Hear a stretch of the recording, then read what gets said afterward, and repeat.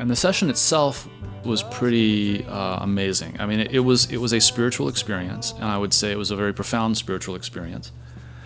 I was grateful for my face, that I have two eyes, and just, that I am an embodied creature. I was like, my God, this is an amazing experience.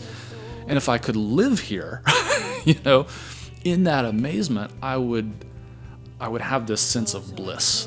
I think that's eternal life. I mean, I think that's being in the ever-present now is where God is. Hello, dear ones.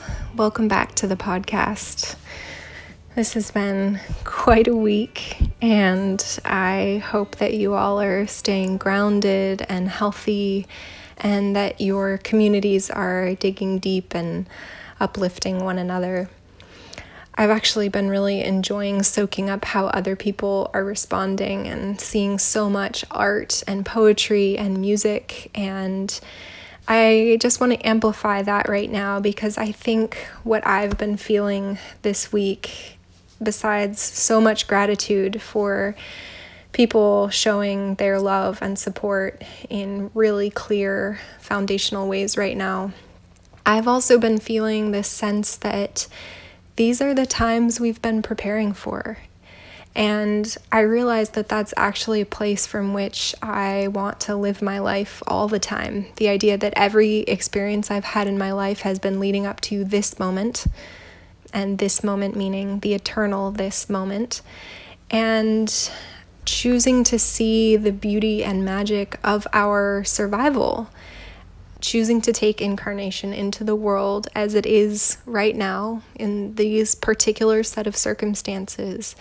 And I've really been praying to see the doors that are opening because of what's happening right now, and to have the courage to walk through those, because I know in the suffering and the loss that is happening, and I think will probably continue to accelerate for a little while, there's also incredible change and rebirth. And I want to invite all of you into the permission to grieve all of that, to really feel it, and also to find the joy in what is becoming.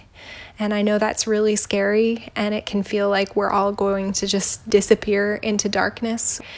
But I think it's really asking us to stand in that eternal strength and tenderness of letting our hearts break and be mended, and break and be mended again, over and over and over again in each moment. And I've found, as I've been developing that practice in my life, that that's actually far less painful than the cycles of resistance to what's happening, and then eventually having things ripped from me, whether I am ready to relinquish them or not.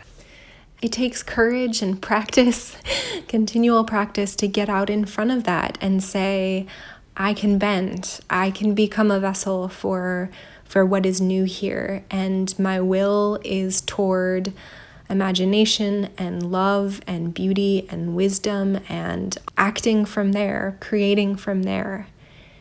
It's hard, but it's the invitation of crisis. And I'm so proud and so moved by all of you and the ways that you're doing that in your families and in the world right now. It's goddamn life-saving. Okay, so today's guest is a really special human. This is Dave Barnhart, who is a Methodist pastor and a wise human being who I had actually read his work online last year, and when I met him this year, I hadn't quite put together the pieces that this is who he is, because I met Dave in a non-religious context.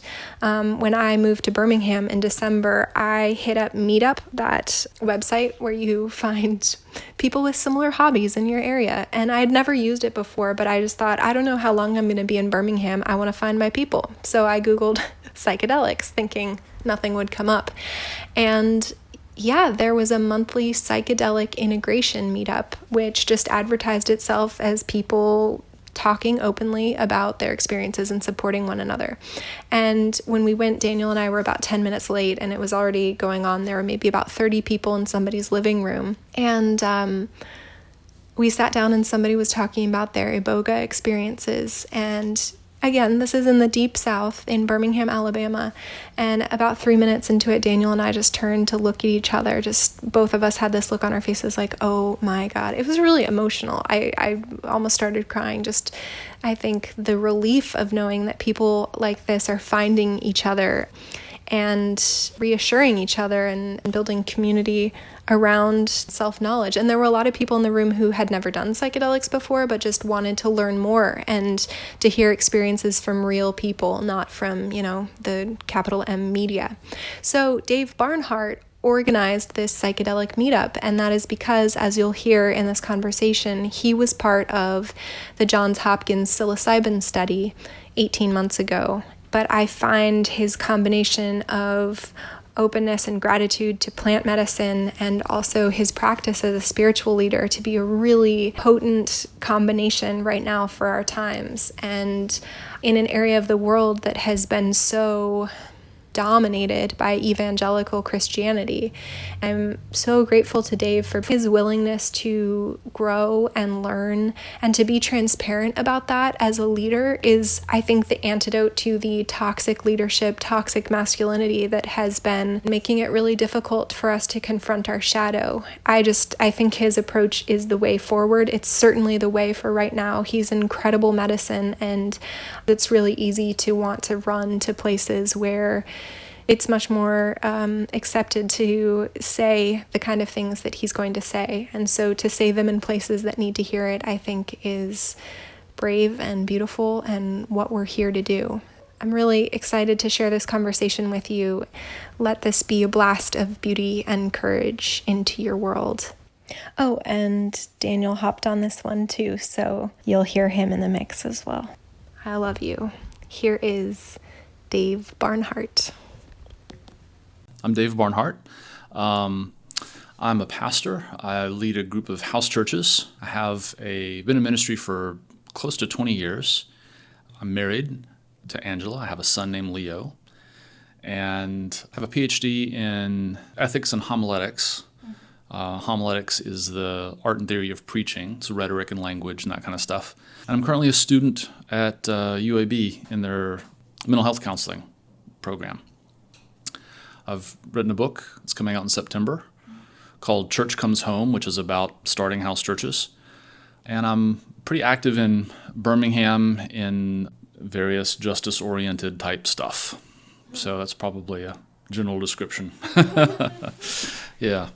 So how did Christian ministry become the container for your spiritual work and work? Mm-hmm. Grew up in the United Methodist Church. And actually, I didn't know this until a few years ago, that both my grandfather and my father had been student pastors. My grandfather and grandmother, both teachers. My dad became a mental health counselor. So sort of the teaching, counseling, pastoral thing. My mom was a nurse also, so that kind of helping professions thing runs in the family. And had always had as a kid, felt like I had a pretty deep spirituality, close relationship with God, although it was, when I say close, it was more like, you bastard, why have you done this? So it's been more of the wrestling version of spirituality than kind of the cozy, Jesus is my boyfriend. Soren Kierkegaard talked about winter Christians and summer Christians, and I'm definitely a winter Christian. What does that mean? I don't shy away from the darkness, recognizing the pain of life and also the longing and loneliness. And I think that's also part of why I'm drawn more towards social justice-y type stuff as well, because I think that's just part of my upbringing or natural orientation, I guess. So yeah, I grew up in the Methodist Church, had a felt called to ministry when I was probably 17, 18, and just had a very clear experience where I was in a gym. The sanctuary had been blown down by a tornado, and I was in a gym at Trinity Methodist Church in Huntsville. And when the pastor came out on the sort of makeshift chancel area, the risers, I hadn't been really thinking like, oh, I'm going to go into ministry, but it felt as though God tapped me on the shoulder and said, that's what you're going to do up there. And it was just kind of this moment where the world shifted a little bit. And I saw, oh yeah, that's obviously what I'm going to do. That was not actually my first response. That was kind of that's my reflective response. My first response was, I can't be a pastor. I think that's a lot of people have that same response, because some people grow up, I guess, wanting to be a pastor, but I think for a lot of people it's like, that's not who I see myself as. So what does it mean for me to answer this calling if I don't see myself fitting this particular role? Mm-hmm. And so, like I said, that kind of fits with the rest of my spiritual evolution, I guess. Mm-hmm. So. Mm-hmm. So was the Methodist church that you grew up in, was it as sort of progressive as your work has come to be now? Not at all. No. Well, actually, I would say that there's always been a seed of justice work in Methodism. I mean, John Wesley shut down debtors' prisons. I mean, his dad was in a debtors' prison. When he wrote in England about the crises facing the poor, he was most incensed that grain that could be used to feed the poor was being used for expensive carriage horses and to make distilled liquor. And so his abolitionism was not, or his he wasn't an abolitionist. Sorry, he was an abolitionist about slavery. He was not. What's the word? Not abolition. What is it when you are against temperance? I don't know. Whatever. Yeah. I'm trying to think of the word. I can't. It starts with an A. It was very practical. It was about justice for the poor. But I would say most expressions of Christianity and of Methodism in the United States are not about justice for the poor. Early abolitionist movement, both Methodists, Quakers, folks like that. In the South, expressions of Christianity, you just don't see a lot of that. Mm-hmm. It's more about, get your heart right with Jesus so when you die you can go to heaven.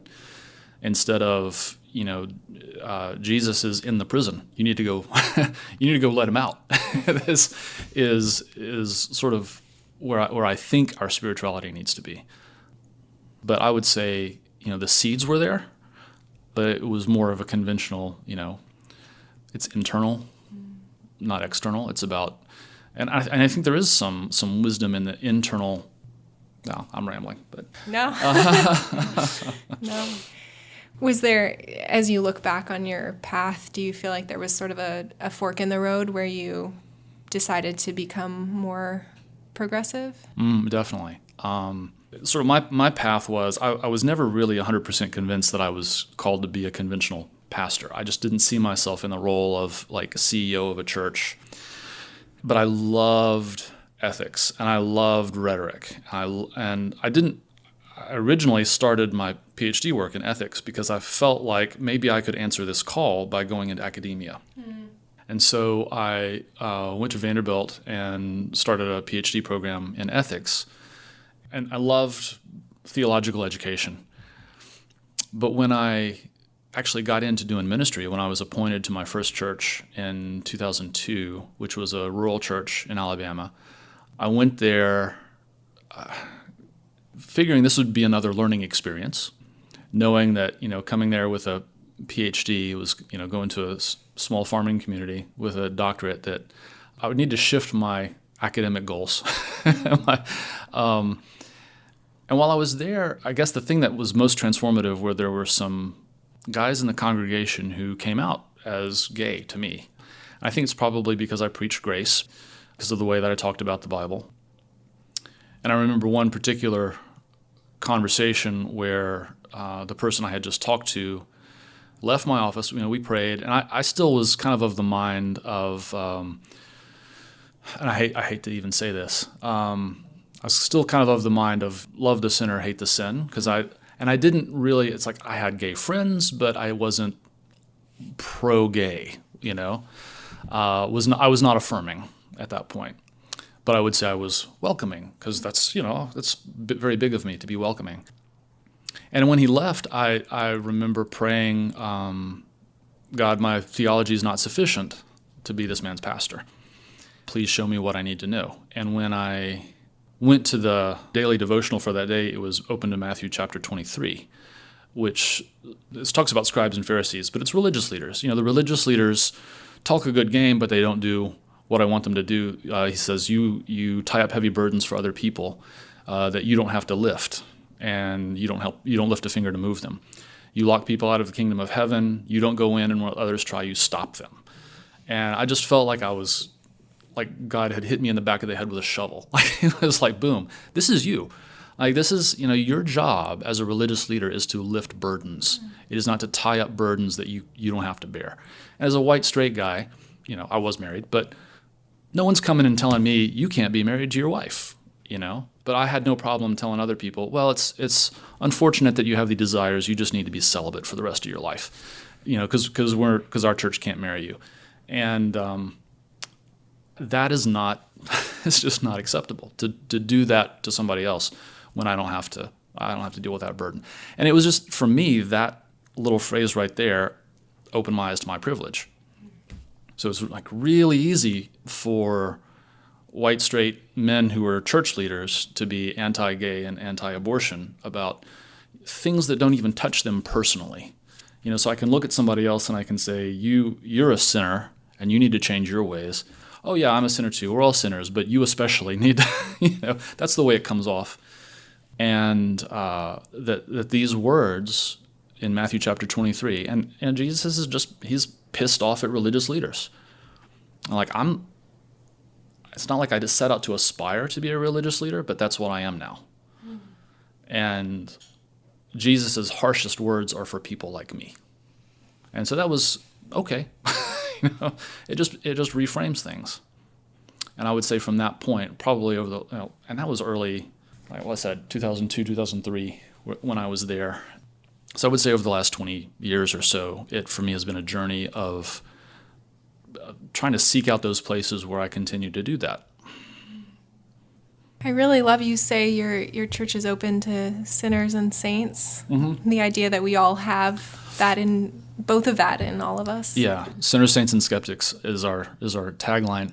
Martin Luther came up with that. He said we're all simultaneously sinners and saints, and I think we tend to err on one side or another, either devaluing ourselves or overvaluing ourselves, and it's kind of this humility. And I don't even like saying humility because it makes it sound like, what's the saying? Like, I'm the humblest person I know. It's like, but it's about ego, and for me, I think that recognition that we are simultaneously loved more than we can possibly imagine, that we are immersed in love, and that deserving doesn't really even play into it. I think that's the place I want to live. And it's pretty hard to do that, I think, for all of us. Mm-hmm.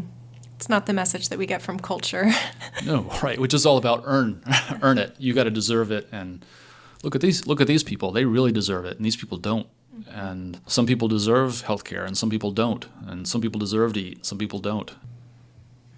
So I wonder, from your perspective in this transformation that's happened, if you can see some of the, I guess, programming that happens in conservative Christianity that keeps people sort of trapped from the inside. Did you notice things that you were undoing in your own belief systems? Yeah, although I would say definitely more in retrospect than as I went on. I mean, I think the first thing for me was just exposure, listening to other people's stories, and then seeking it out. I'll get back to that thread in just a minute. I've bookmarked it. Mm-hmm. I think it's easier for me to see the programming, of course, in other people,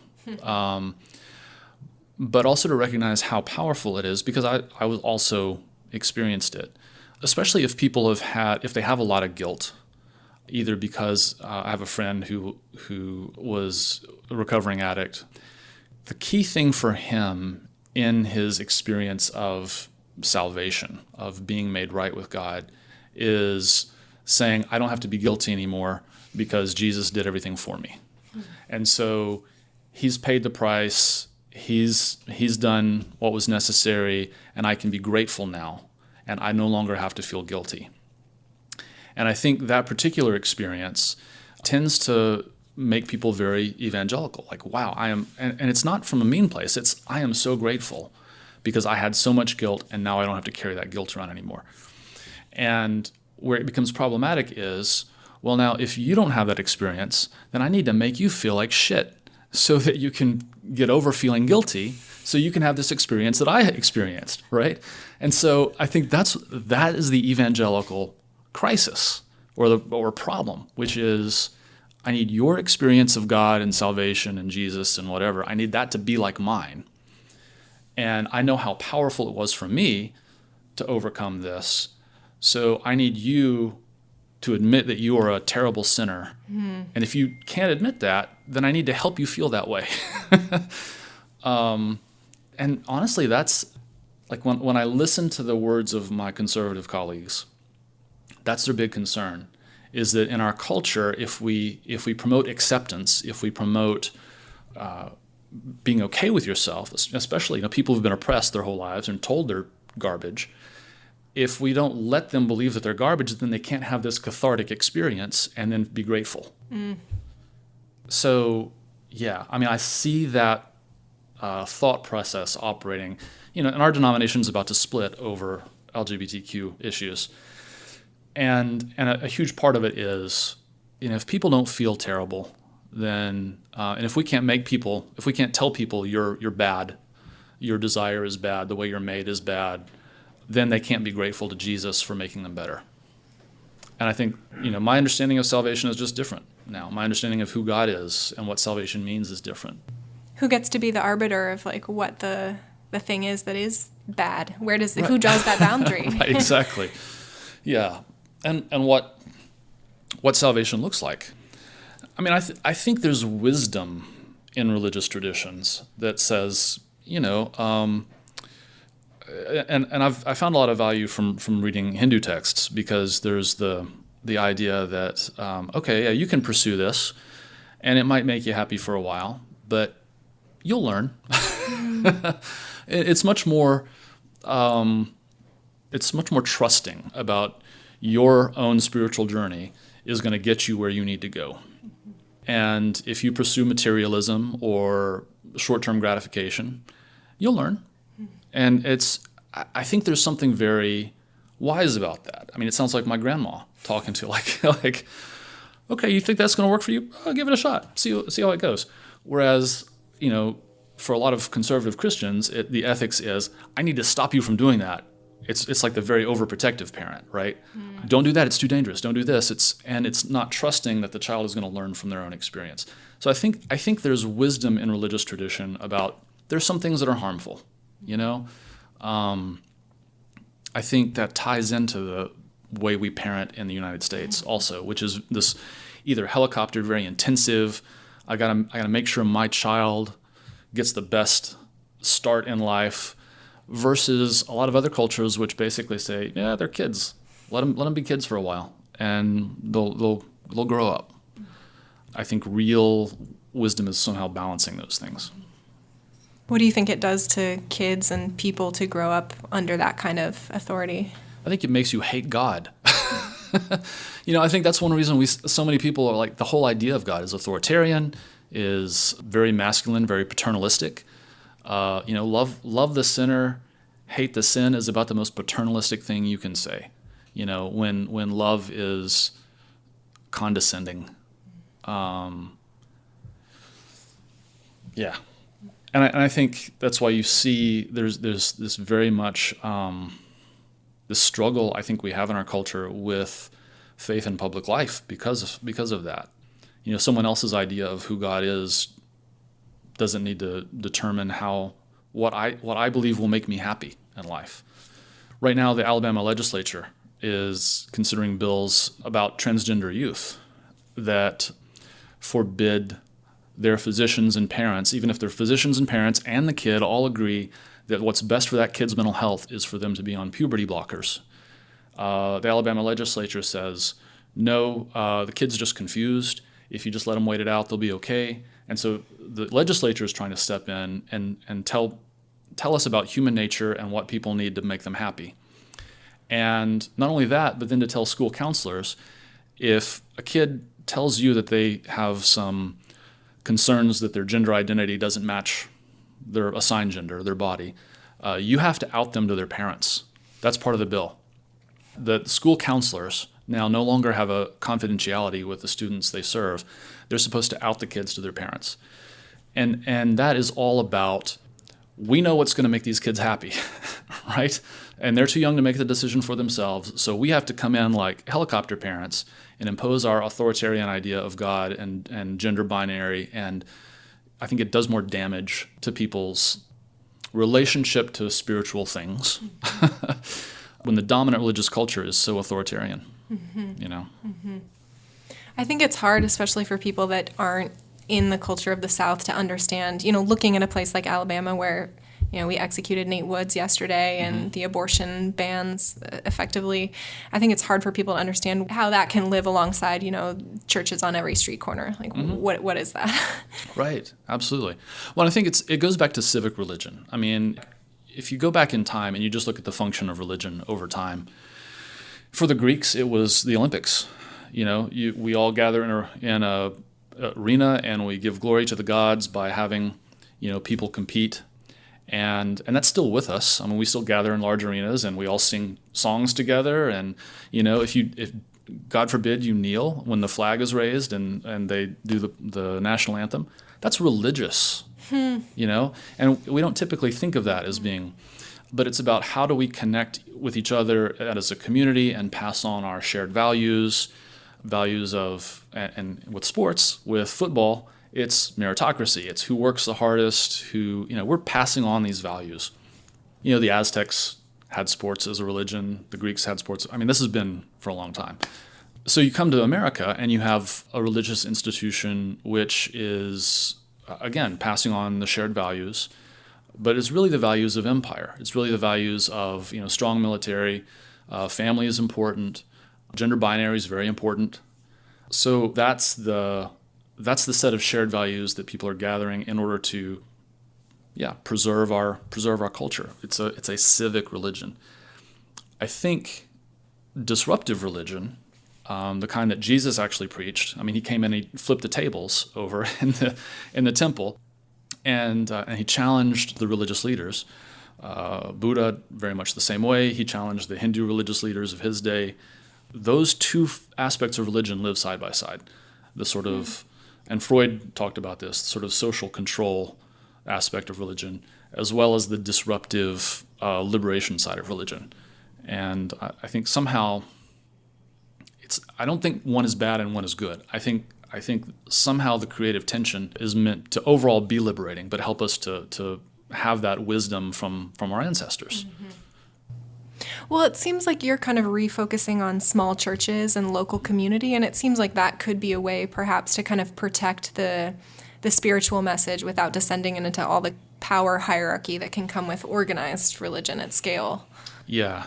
So for me, the tension is really between organized religion and organizing religion. Ooh. So like community organizing is something that we've done for thousands of years, which is, okay, well, let's find out what our shared interest is, and how God is on the side of that, right? That we have this belief that nothing is wasted, that God is found at the margins. Jesus says, if you find me in the least of these, so those in prison, those are hungry, those who are strangers.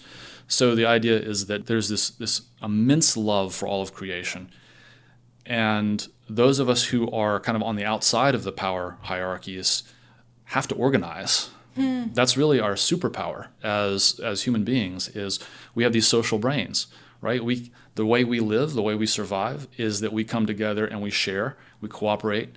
Our group may compete with other groups, but the idea is that this is who we are as embodied social beings. And I think organizing taps into what that is. And when Jesus came and he got those disciples together and he kind of gave them their marching orders, an outline for how he wanted them to behave with each other, he was really doing community organizing. And then he turns them loose. He says, okay, if I stick around, you guys aren't going to step up into leadership, so I got to get out of here. And they had this sense, they say, we are the body of Christ, right? So these little house churches start saying collectively, we are, and this is pretty crazy when you think about it, we are God in human skin.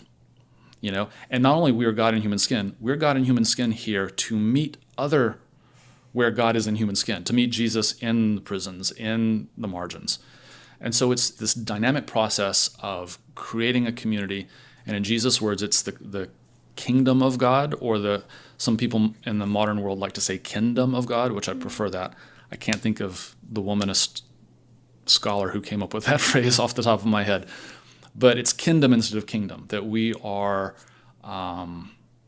supposed to express an alternative way of organizing society. Wow. So that's a very different way of the church on every street corner saying, grow up, get a good job, get married, come back, tithe, and be civically engaged. That's not a bad message. Not all of that's a bad message. It's just that there's an alternative. I'd just like to circle back to something you were mentioning earlier about the evangelical community seemingly needing to have something to hold over you, so it makes their faith more valid. I need you to come over here and feel what I'm feeling.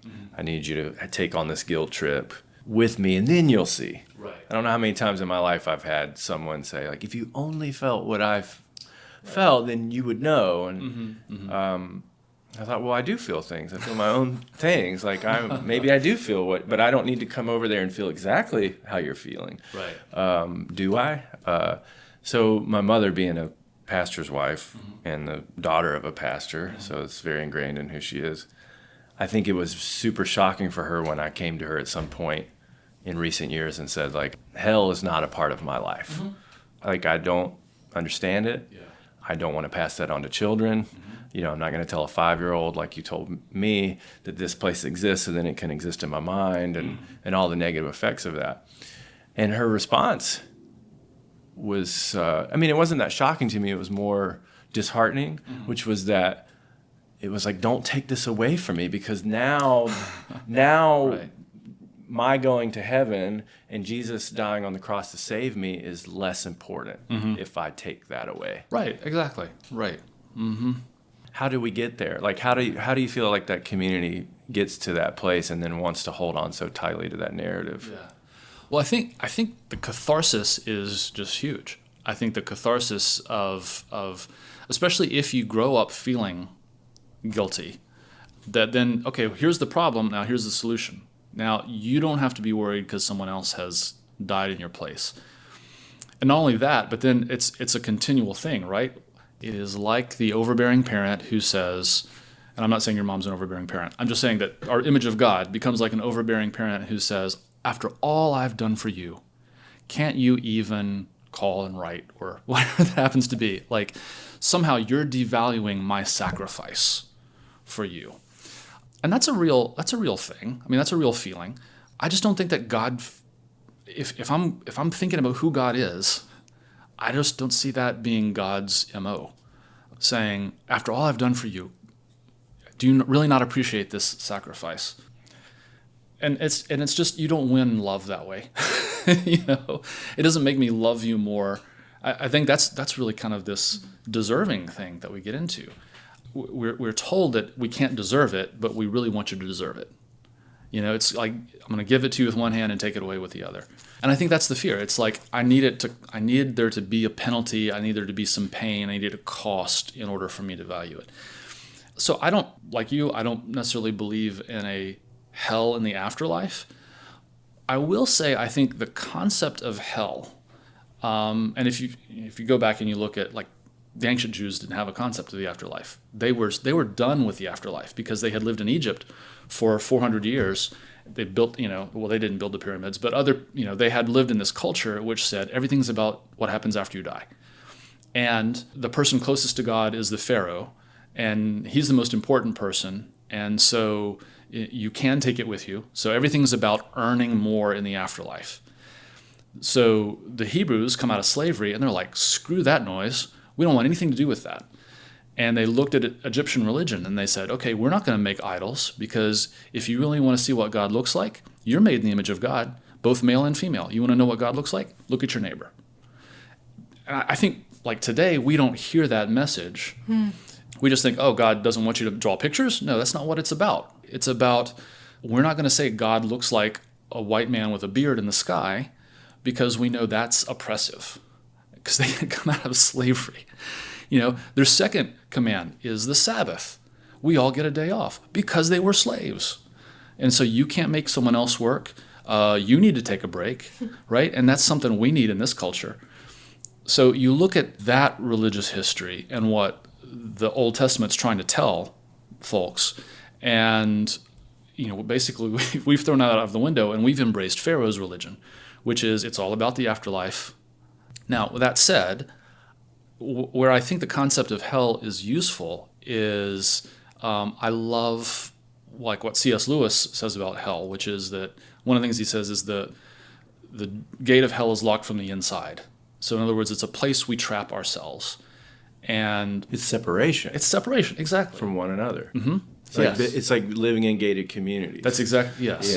If I remember some of his material that struck me too early, I was like, wow, he's speaking about his interpretation of Jesus's message of hell was, the suburbs. Yeah. It was like, I'm going to lock myself away from certain kinds of people. That's exactly. I don't want to see them. And so the more that you isolate and separate yourself, capitalism, the more that you start to live in a hell. Like you live in like your own little world that is missing out on this connection with humans that are all around you who are just you. They're just like you. Yes, exactly.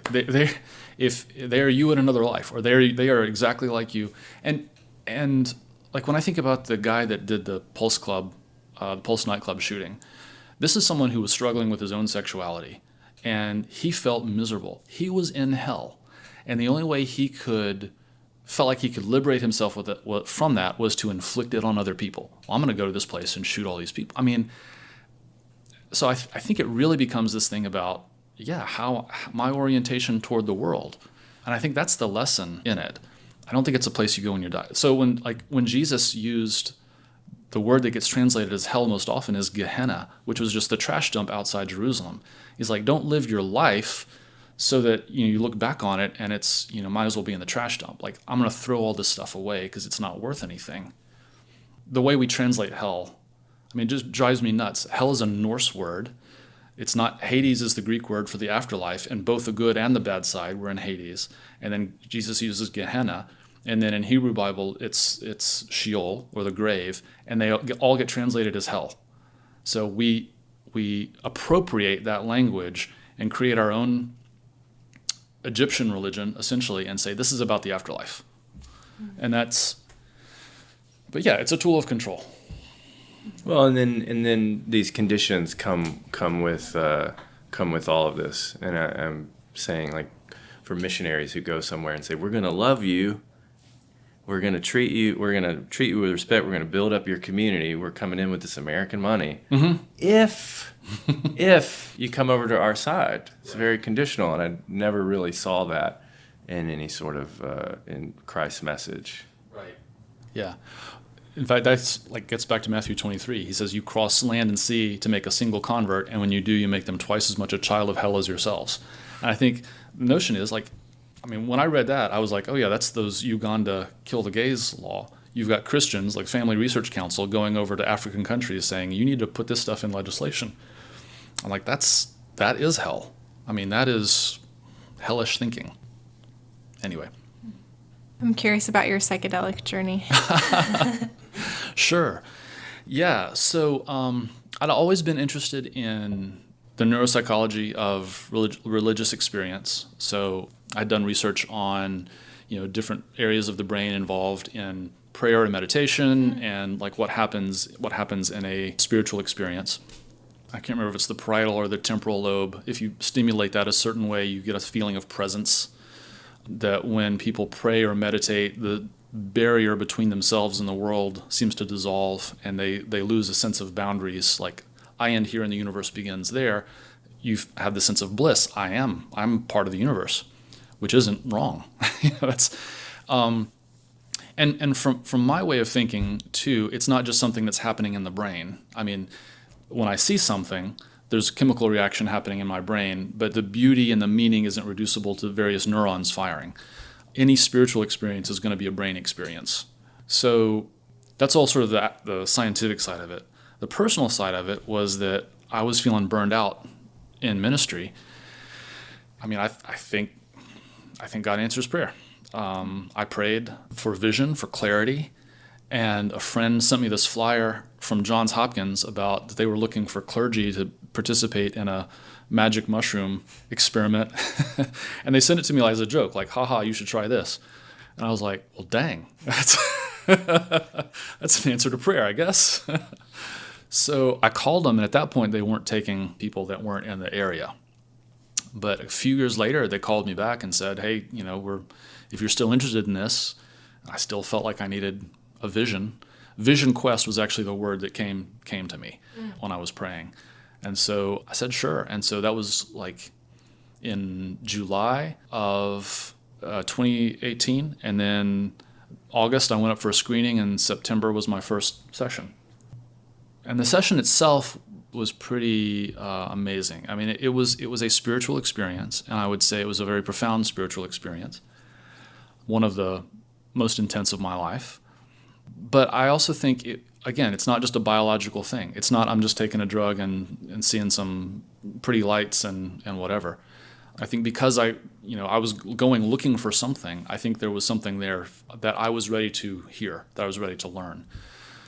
So from the most intense part for me, and the part, I guess, that's sort of the touchstone and that I still am processing, and this was a year and a half ago, by the way, about 15, 20 minutes into it, I'm seeing some patterns, but I'm not really experiencing a whole lot. And my guide, Bill, says, well, Dave, what are you experiencing? And I said, well, I'm seeing some patterns. And I thought, man, if I've come all this way and I've put this much effort into this being here, and all I see are some pretty colors, I'm going to be real disappointed. And then the next question, or the next thought that came into my head was, what would I do with my disappointment? And when I thought that, I looked down and I was carrying my disappointment like a child, like a baby. I was cradling it in my arms. And I can't tell you what it looked like, but I'm looking down at it as though it's a baby, and I'm just bawling. I mean, I wept in these big heaving sobs. And I realized it was not disappointment with me being there. It was disappointment with ministry, disappointment with life. It was just all of my disappointment in what I thought I was getting into when I became a pastor, all this other stuff. And it was so intense. And after I cradled my disappointment and looked at it for a while, I realized I was being cradled. I kind of looked over my shoulder, and God was cradling me. And it was definitely a maternal presence, she was looking at me through this big compound eye. And I didn't think till later, like Ezekiel's wheel full of eyes. I mean, it was a compound eye. So like, oh, of course it's a wheel full of eyes. It's a freaking it's a bee. She's a giant bee or something like that. All these eyes looking at me, and I've got her full attention, and she's got her arms wrapped around me as I am cradling this disappointment. And she's just rocking me and saying, it's okay. It's okay to be disappointed. It's okay to have expectations, and then it's okay to let those expectations go. And that hurts. And like, it was just this sense of, it's okay. And I realized that, part of what I often figure as part of my job as a pastor is to put a good face on things and to deny my disappointment, to be a cheerleader for my church, to be and that fundamental dishonesty about my own feelings meant that it was hard for me to be grateful. And so my failing to acknowledge my disappointment also meant that I couldn't be entirely grateful for all that I have. And after I got on the other side of that, on the other, toward the end of my experience, they have you bring pictures of your family and, loved ones and vacations and whatever. Just, oh my God, realizing how grateful I am to have these wonderful people in my life. I was grateful to my body that I have I looked in a mirror. He gave me a mirror to look at, and I was like, "Oh my God, this face has been with me my whole life." Like I don't even see it most of the time, and it does all this stuff. Like it expresses for me. And I know this sounds stupid. I was grateful for my face, that I have two eyes, and just that I am an embodied creature. I was like, my God, this is an amazing experience. And if I could live here, in that amazement, I would have this sense of bliss. I think that's eternal life. I mean, I think that's being in the ever-present now is where God is. So anyway, yeah, for me, and there was a lot more to the experience, but that insight was worth a lifetime. And on the other side of this, I felt like, I don't know if you've ever seen the Star Trek episode where Jean-Luc Picard goes and he experiences a lifetime on another planet, and then he comes back in about 30 minutes and he's changed. I felt like that. I was like, oh man, I was just on Jean-Luc Picard's journey. I came back, I came back with a lifetime of experience. And the funny thing is, it's really just my experience. It's how just the course of living unconsciously, how isolated we are from our own experience and unaware, So yeah. And it's interesting because with regard to psychedelics, I know that as these plant medicines become more accepted, I anticipate that there will be a lot of pastors who are very threatened by them. Because why do I need to come experience the catharsis of you making me feel like crap so that I can have Jesus if I can just go over here and take a pill? And that's the way they're going to see it. And they're not going to see the potential it has to help people deeply connect with God. And the thing is, like, if you can go over there and have an unmediated experience, spiritual experience, and cut the middleman out of the picture, then I lose social power. And that's something I'm still trying to figure out, how to blunt that effect when it happens. Because I think these things are 2 to 5 years from being widely used in psychotherapy, and people have already found them very profound, and I'm not sure what that looks like. Church leaders are already very anxious about, and people have lost faith in all institutions, government, media. That's one reason I'm doing house churches. People have lost so much faith in institutions that those institutional leaders, when it becomes clear that we don't need you anymore, or that's the way they're going to feel, right? And my hope is that they would have the wisdom to say, "Oh no, this is something that's real that we need to pay attention to." But if we can't make a buck from it, then what good is it? That's the. Has that changed in the time since then? Has that changed how you inhabit the role of minister? Like, what is the role of ministry in these times? Right. Well, yeah, I think, like this is a very anxious time, and you see it reflected in politics, you see it reflected in religion.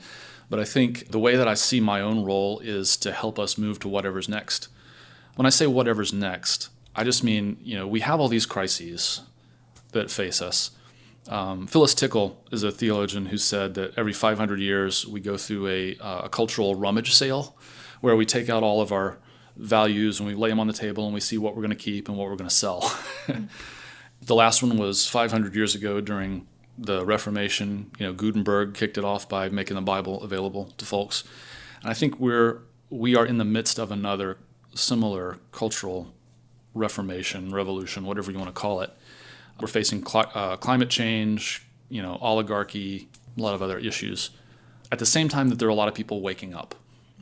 And so I think, what I see my role as is helping what I understand as the kingdom of God to be expressed on the other side of that. And that may not look like sanctuaries. That may not look like the denominations that we currently have. That may look more like a monastic community or intentional communities. That's kind of the way I'm leaning right now. I don't know what that might look like. And part of it is visioning what that would be. I also think, if we're going to survive climate change, it's not going to be, and this is the thing, I made a lot of Methodists really pissed off at the last annual conference, because I put some resolutions about climate change, and I talked about the fact that, white evangelicals are really nervous about this change. 60% of white evangelicals think torture is fine. 60% have no problem with the death penalty. 81% voted for Donald Trump and Roy Moore.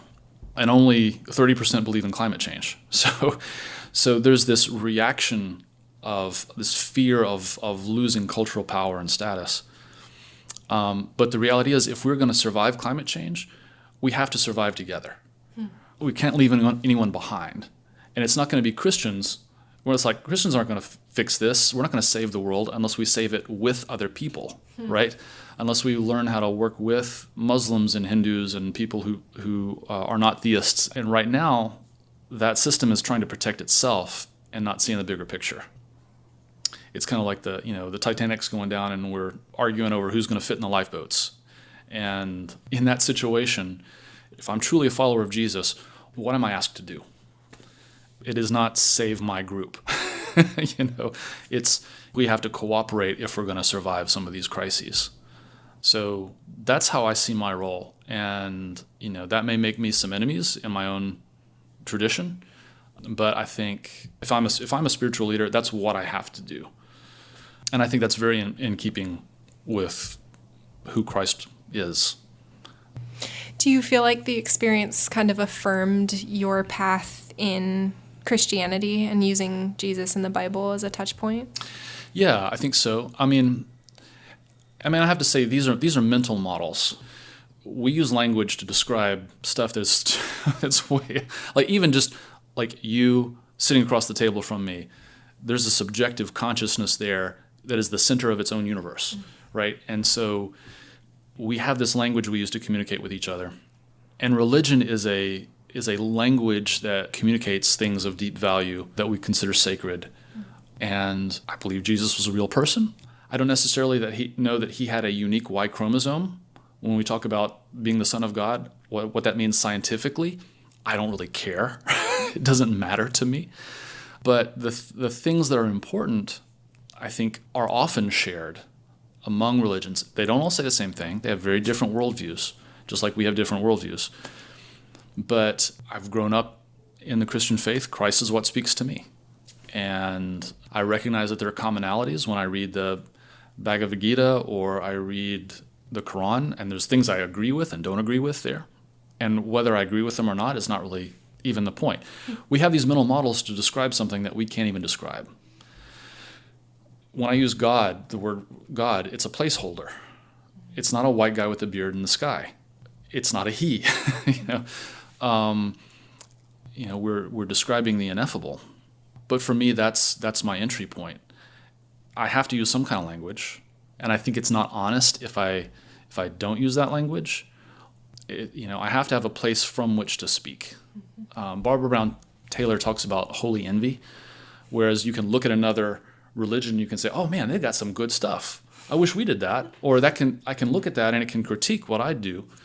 And she talks about an imam who said to her class, my goal is not for you guys to be Muslim. My goal is for you guys to be the best Christians you can be, right? That's going to help me the most. And to have that kind of affirmation and recognition across faiths, to me, is a better sense of who Christ was.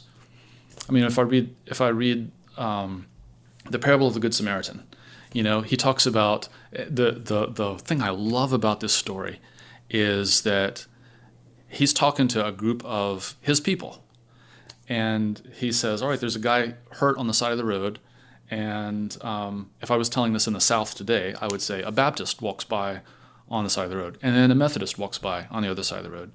And then people are expecting him to say their group or whatever. He says, oh, and then a Muslim stops and helps him. So if you want to inherit the kingdom of God, you should try to be more like an exemplary Muslim, right? If Jesus came and preached that in a Baptist church in the South, they would kill him again, but that's what he's saying. He's like, look, you ask who is my neighbor? Well, obviously a Samaritan's your neighbor, a Muslim's your neighbor, an atheist is your neighbor. So why don't, if you really want to do what God, is asking you to do, be like them. I think that's a revolutionary concept, and I don't think most people are ready to hear that. Now, I need to say, I think there's a faith development that we go through, right? We have concrete reasoning, we have abstract reasoning, universalizing reasoning, and we kind of move up the ladder. And when I say that, it sounds too elitist. I just mean that I think recognizing that we grow spiritually across the lifetime, a lot of us get stuck. And a lot of us get stuck at the place where our egos are most invested. So I got to make you like me. I've got to validate my experience by making your experience like my experience. And I think that's just being stuck at your own level of faith development. And ironically, your religion can make it really hard for you to grow. I think it's so exciting that you're doing this work, period. Mm-hmm. But I think it's also really exciting that you're doing it in this part of the world. Thank you. So I just want to acknowledge your courage in speaking this truth. That's really amazing. I appreciate it. Yeah, this is not the easiest place to to carry that kind of message. But I also feel like there's a richness in Alabama that a lot of people, this is like, they look at this as flyover country, and they don't see this as, the home of people like Harper Lee and Flannery O'Connor and, William Faulkner and, I'm using literary greats, but I just mean, Martin Luther King Jr.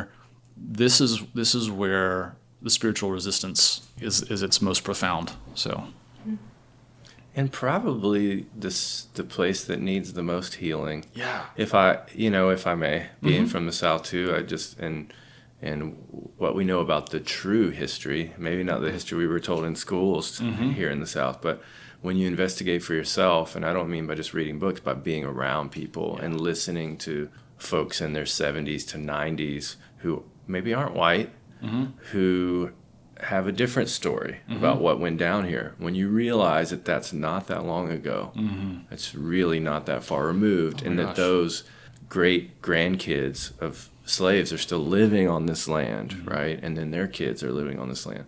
There's quite a bit of healing to do here, Mm-hmm. And I appreciate that you're not running away from that Mm-hmm. at all. You're like stepping into a really, a role that needs to be filled by many people around here, I believe, of acceptance and love and understanding. Thanks. I do think about moving occasionally. I mean, I got out of here several times, and I keep coming back, and it's I have much love for this region. Yeah. Are you finding that you're growing a community in support of this around you? Yeah, I think, and also I think that's why it helps to do this in terms of house churches. So I think the table fellowship model is what you find in the New Testament so often. I mean, when you open up the Gospel of Luke, every other page Jesus is having dinner with somebody. Mm-hmm. So like, if we could just have dinner with people more often. And gosh, you think it, like we've been hearing for decades how individualistic and isolationist we have become as a culture. Loneliness is a public health problem. Robert Putnam's Bowling Alone talks about how though more people than ever are going to bowling lanes, fewer people than ever participate in bowling leagues.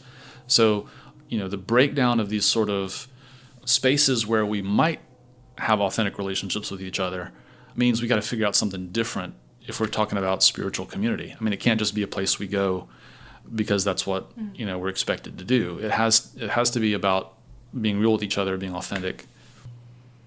Do you see psychedelics having a role in your life moving forward? Yeah, I think so. I'm doing a mental health program at UAB, and I do hope at some point to be able to do psychedelic assisted therapy with folks. I think it has tremendous potential for generational healing, helping people fight addiction, but mostly because it helps create these authentic, like I feel more authentic having come back from this experience.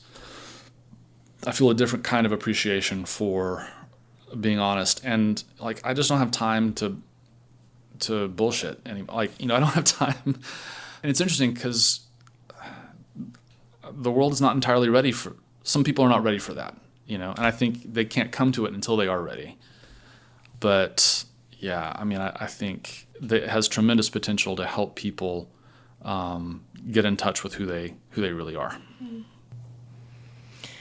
Well, I guess kind of my last question then would be if you have perspective for people that are in the process of waking up and want to manifest social change, of how to do that in a world that may not be ready, or how to do it with, I think you used the phrase grace and defiance, like how to live in that space without going insane. Yeah. Man, I'm still trying to figure that out. I think I'll share that one of the things both that my psychedelic experience helped me learn and my recent experience with fasting has been how much of our life is automatic.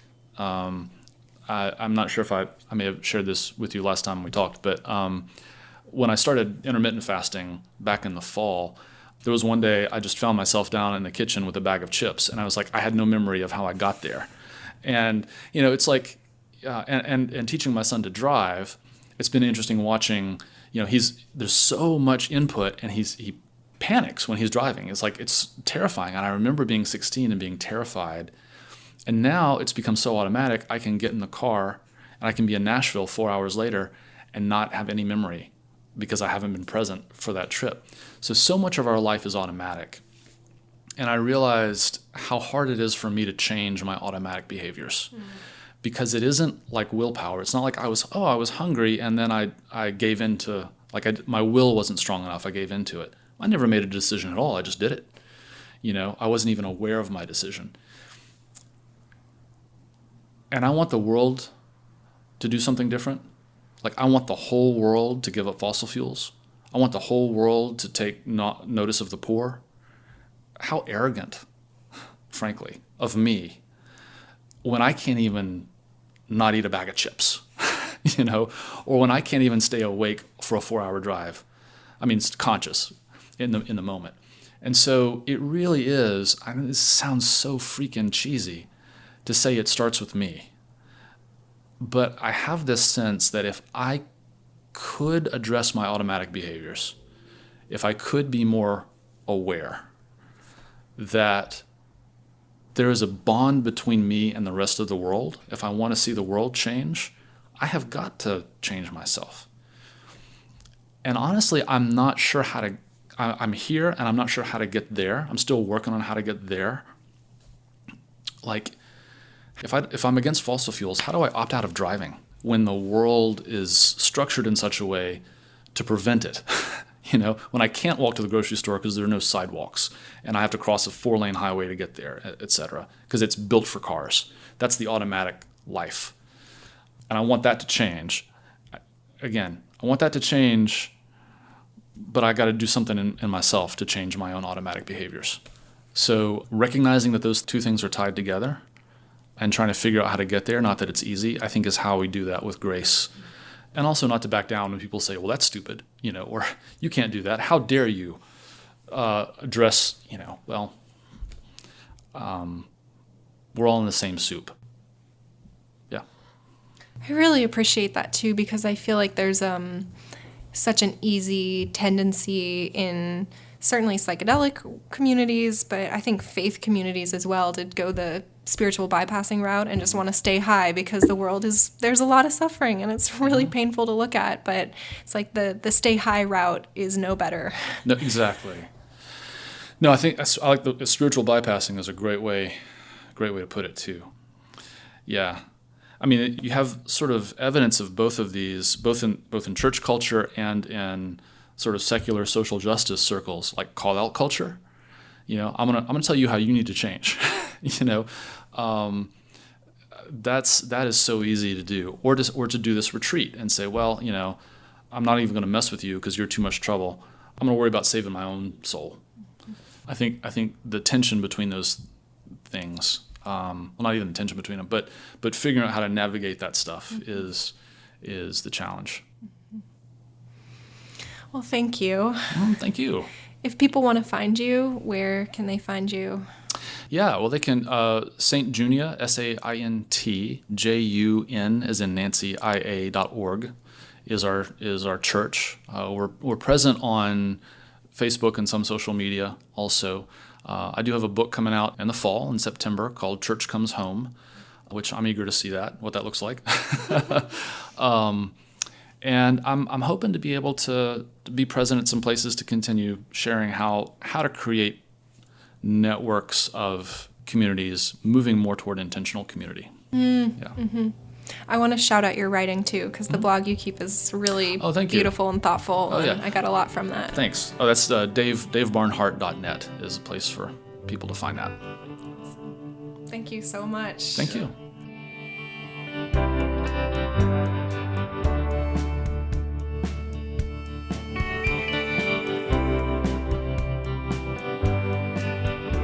Thank y'all for hanging again this week. If you want to find me on the internet, you can always find me at marajames.com and on Instagram at marajames, although I am definitely confronting my Instagram addiction head on these days and really trying to be much more self-aware about how I'm using it to self-medicate. And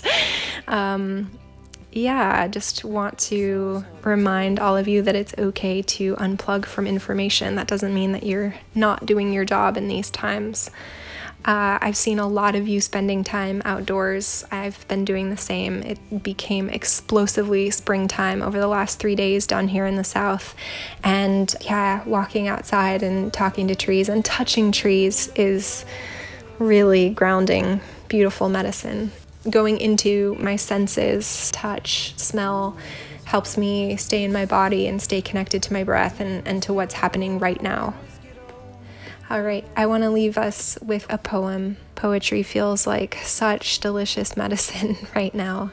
Another friend shared this one this week, a poem from Wendell Berry called The Peace of Wild Things. When despair for the world grows in me, and I wake in the night at the least sound, in fear of what my life and my children's lives may be, I go and lie down where the wood drake rests in the beauty of the water, and the great heron feeds. I come into the peace of wild things, who do not tax their lives with forethought of grief. I come into the presence of still water, and I feel, above me, the day-blind stars waiting for their light. For a time, I rest in the grace of the world and am free.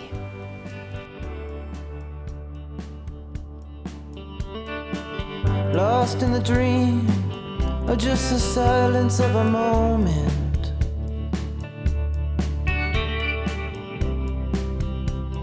It's always hard to tell. Down in the way, they cut it open and they sold it.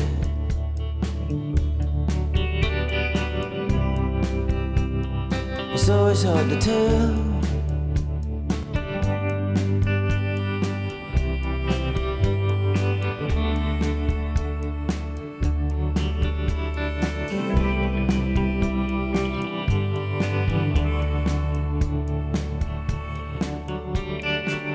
I saw a soldier man and he looked his eyes like they were rings.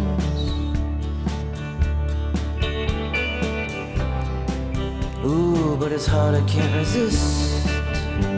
You may risk it all, you'd risk it all for the memory.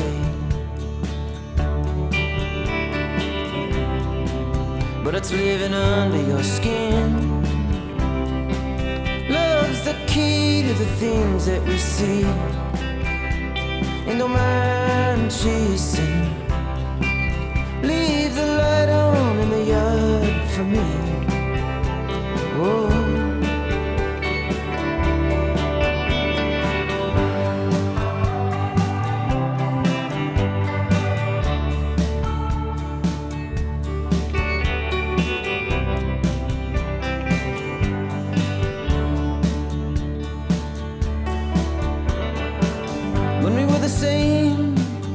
stroked our arms and we wore them thin.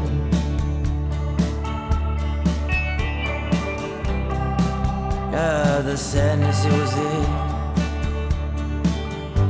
But you don't miss it, man. You got it all like a memory. Now it's living under your skin. Love's the key to the games that we play, but don't mind losing. Love's the key to the things that you see, but you don't mind moving. It's the door in the dark of the way. It's the key in the dark for the spark. Love's the game all the way the same. Oh,